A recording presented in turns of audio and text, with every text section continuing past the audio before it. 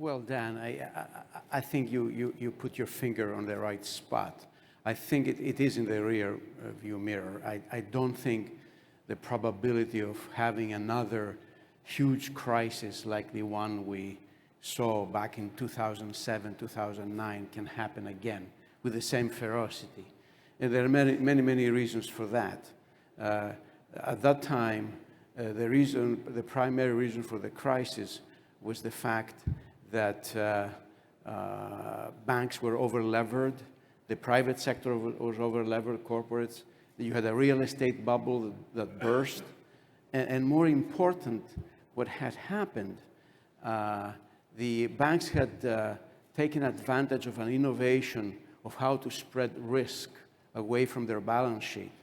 So they forgot about of how to lend and how to examine their customers. Essentially, they would lend and then they would distribute. They would sell their loans, or but the tranching that took place, the market learned of how to separate different types of risk and package it and sell it, but they overdid it.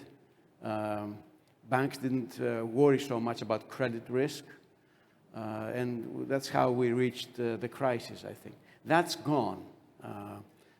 Right now, I mean, rating agencies, for example, became very smart, trying to watch out for these things. But primarily, the regulators got involved. We had Basel III after 2009. In Europe, in the effort to form the banking union, we have institutions like the SSM and the FRB that are on top of the banks. So banks are well capitalized now, which means they have low leverage, and they also are quite liquid. There are rules on liquidity. So the banks are doing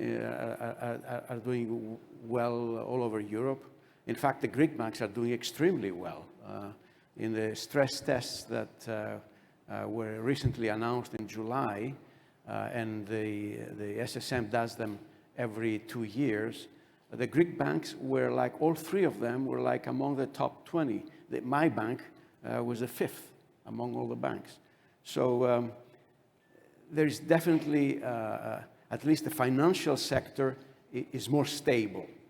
If a crisis is to occur, it may occur from another place, and most likely the non-bank financial institutions. That sector has grown in Europe from like handling about 15 trillion euros back in 2007.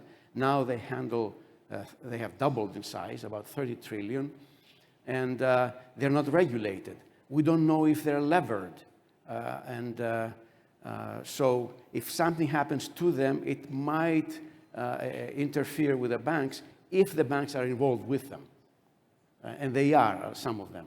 So you should never say we're not going to see another crisis, but I think we can handle it now. The other item that's different now, we have restrictive fiscal and monetary policy.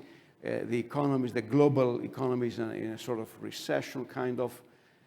That can affect the banking sector, but it's not going to create a crisis situation. That's what I think.